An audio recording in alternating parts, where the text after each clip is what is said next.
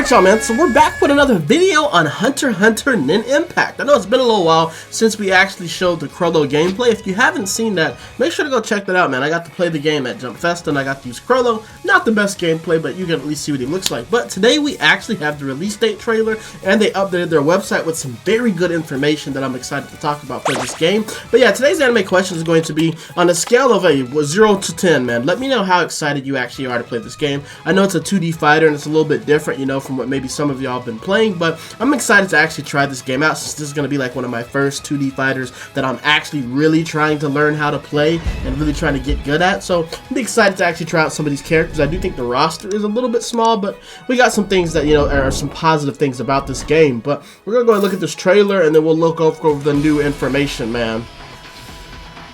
So this is the opening movie, man. Hey, arrives as well, not opening movie, but release date trailer. So tag team battles, we've been knowing about that. This is a three-person tag team battle.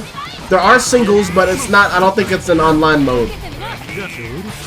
Ooh, that's a nice pulling into a ooh wee, that's nice. Okay, collectibles. Oh, I think these are like some of the cards. Oh, those are the GR cards. Some of the things that you can use for like customization.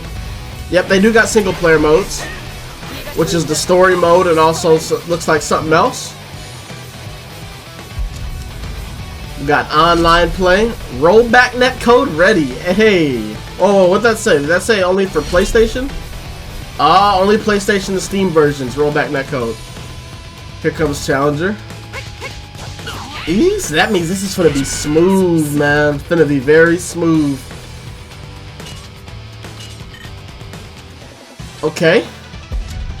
Character roster. Now they're gonna go through each character. We got Gon, Killua, Leorio, Kurapika, Hisoka, Netero, Bisky, hey, Uvogan, Machi, Phaeton, Crollo, man, Gentru, Razor, and Kite. Me personally, man, my favorite. Oh, I forgot about Moro and Miriam. It's not too bad, not too bad. It could be a little bit better, bigger, but hey, man, it's not too bad. My favorite that I've played with so far was definitely Netero. Ooh. Neferpito. Why is it Nefelpito? I thought it was Neferpito. Oh, we gotta look at some of these things. Oh, we got some nice little outfits. Ooh, that Hisoka color alternate is saucy though. Okay, available July 17th, man. Hey, that's the release date for y'all, bro. July 17th. Alright, let's go back and look at some things. First thing, you gotta look at some of this extra stuff that we're getting. So, this is what I wanted to see. Look at that right there. So, we got our first DLC coming fall 2025, not too long after release. Then we got the next one in winter 2025, spring 2026, and then summer 2026. So, it's nice to see that they have a nice little roadmap that they're actually planning to do with this game. Then we look at the next stuff. Boom. We get what here. It looks like, okay, the game, special booklet, the typical stuff, illustrated box, season 1 pass. That's a nice little Crollo outfit, nice little Neferpito outfit. We also got some other in-game skins and an acrylic stand. Very nice, very nice.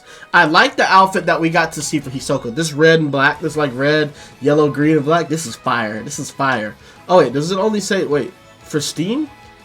I'm guessing maybe these costumes are going to be in the game, but maybe different consoles unlock it at a different like state. Maybe you have to do something a little bit different on PlayStation or Switch in order to get this outfit on that. I'm hoping that it's not like a sense of, you know, it's only to the specific console, but no, it doesn't seem like that.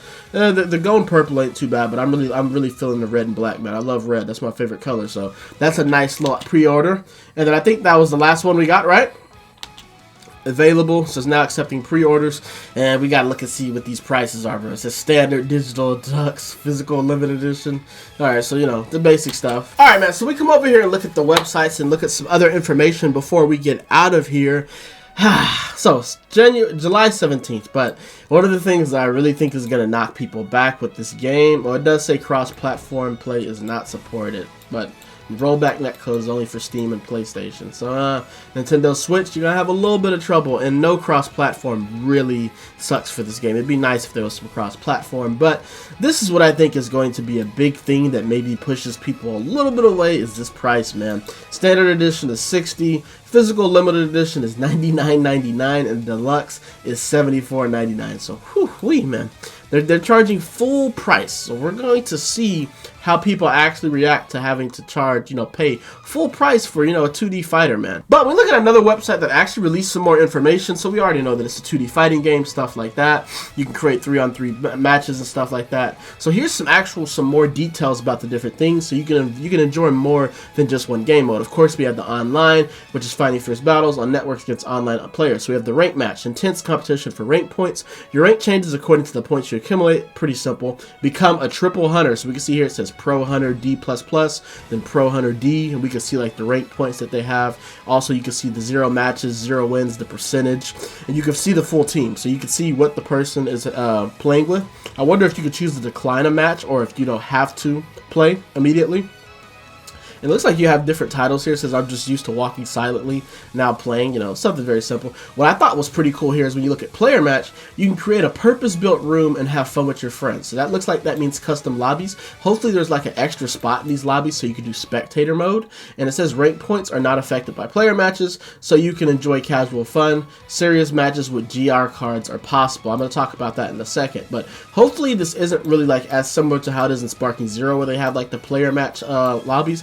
Hopefully you can also just do a quick match that allows you just to play a quick match, and then if you want to go into a lobby and do all the extra stuff, you can do that. But it's nice to know that we do have online lobbies. As far as the offline, there is a free battle, and you can hit, and it does look like there's split screen, so you can play with friends and families. I actually did this whenever I was playing the demo. I played with somebody else and also against CPU, so you can very easily play this on the couch with a friend and stuff like that. And they have an actual training mode. We actually saw some screenshots from the actual trailer showing some of the settings that you could do, and it says you can set detailed parameters of your training partner and make use of the reset and record function to practice in situation like you like. So you can also see the inputs. You can practice the moves. Looks like it shows the combo damage, the normal damage, the attack element. This is very good, especially for people that really want to get really deep with their combos and know how to get the most efficient combo in there. This is going to be very nice. This looks like a very deep training mode. It's going to give some good things, deep at least for for an anime game. It's very good that they're doing all this.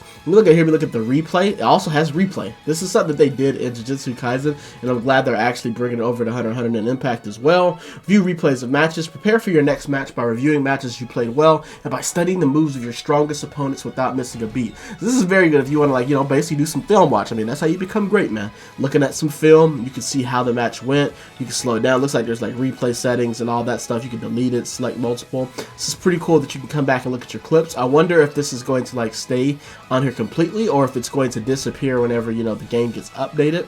They also have a story mode. Looks like it's probably going to be, very bare, but, they're going to add some special things. It says a retelling of famous scenes from Hunter x Hunter and play against CPU based on situations. So maybe you got to do like a certain combo. You see right here, it says right here, it has the arena match with Hisoka and Gon. And it says win within 120 seconds, land a standing then impact, and execute a combo at least 50 hits. So you got your special things for the perfectionists.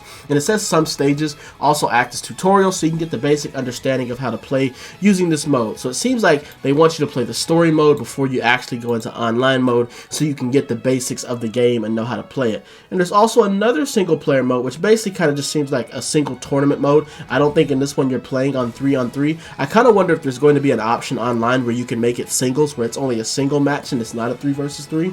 But it says here, once you learn playing using story mode, test your skills in single mode.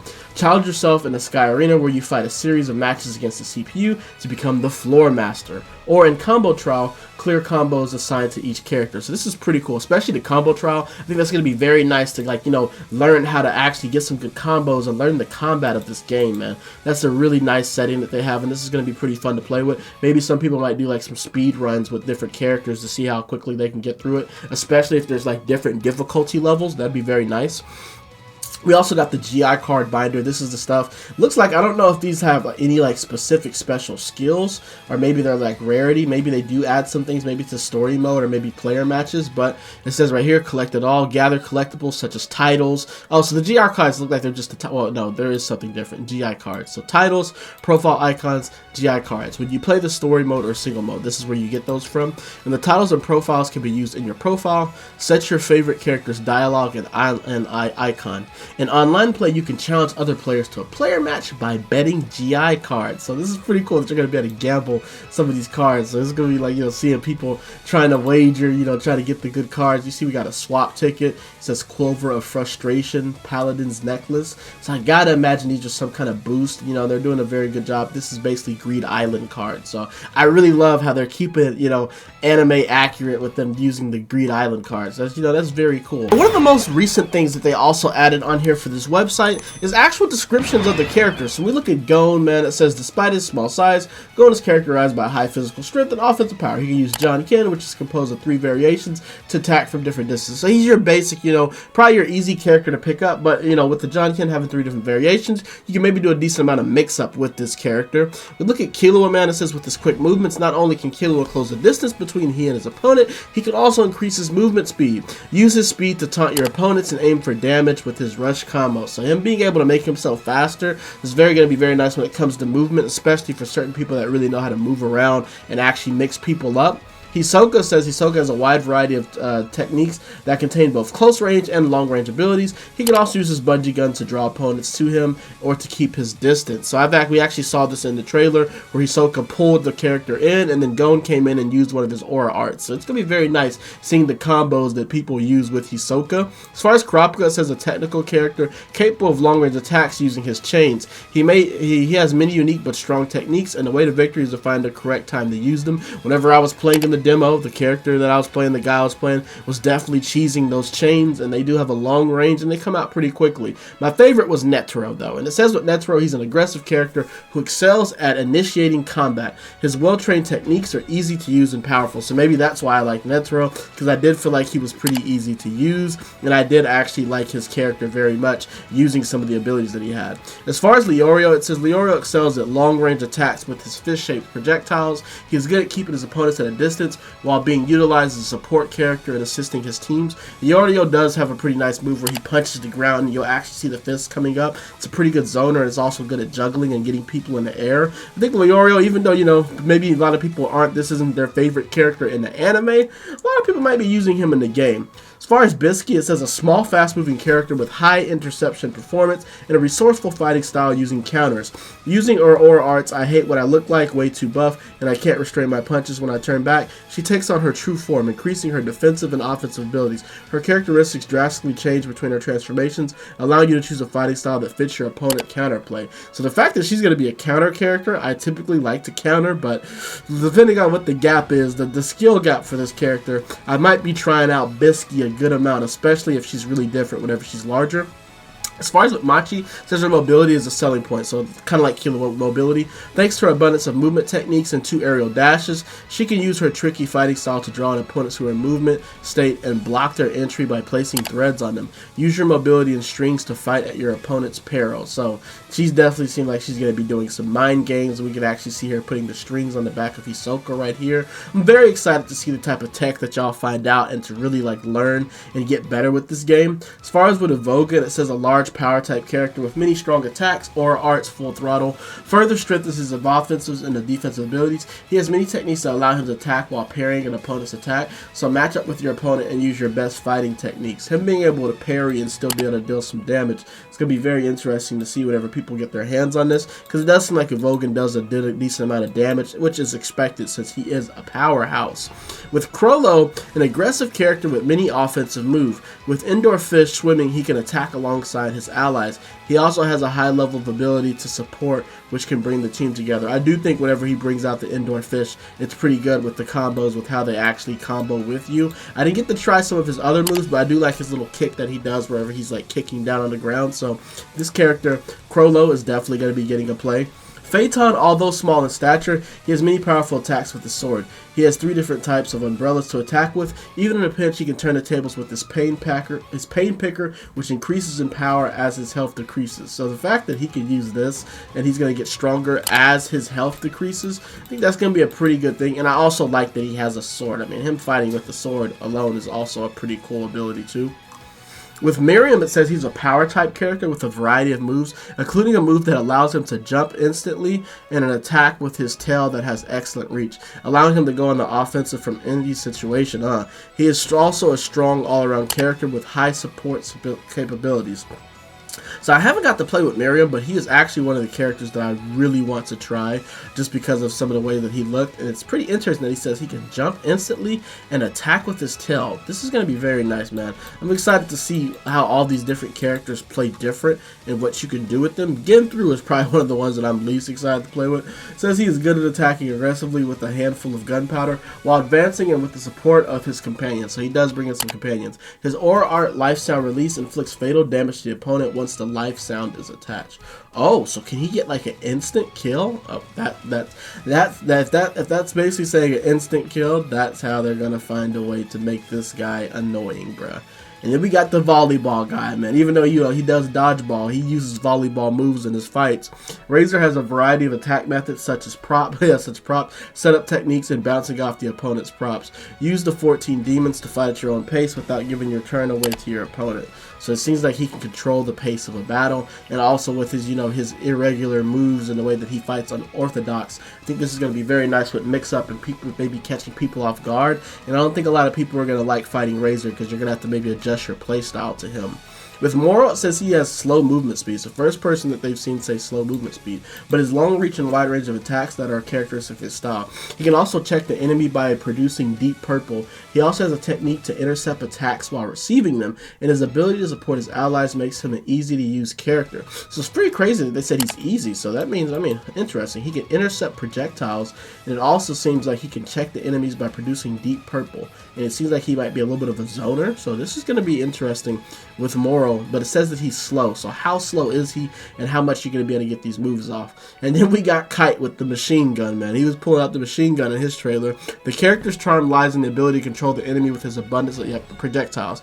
His Aura Art Shinigami no Yembo Kyokyoku can break down the enemy's guard, allowing him to move on to a follow attack. Interesting. So seems like him using his gun is going to be a good method for getting the guard pressure and then continuing again. I wonder how good he's going to be when you call him in for an assist, but this is pretty, you know, man, these characters, I said the roster is small, but, you know, who's to say that, you know, maybe the depth that you get with these characters might carry things and keeping things interesting. These are some very good things that we found out about the game. We know the release date and stuff like that now. If y'all remember, I actually got to see the case of Bleach Rebirth of Souls early because it was in the store. So don't be surprised if in the next few weeks you might see the case of Hunter x Hunter. I'll definitely go to see if they have that in stores and see what it looks like so I can show y'all a picture of that and stuff like that. Like I said, the price of this game, don't know if I can validate the price being $60. We'll see how many people actually go grab this game, but you know, we will be buying this game and we're excited to play with it, and it's nice that they're already giving us a roadmap for future DLC. I would have preferred Neferpito to actually be in the base roster, and maybe they could have made the DLC some of the spiders and give us a little bit of a bigger roster, but this game looks like there's going to be a decent amount to learn with each character, so maybe there might be some time that people are actually going to take, and it might take a little bit of time for people to get bored with using the characters that they do have, waiting until fall for Neferpito, man. But let me know how y'all feel about this game. What are you giving it on a scale of like 0 to 10 from what it looks like and just, you know, how attractive the game looks to you if you're going to be buying it for $60? Hope y'all enjoyed this video. Make sure to like, comment, subscribe, turn the bell, do all those nice things, and I'll see y'all in the next video, man. Yep.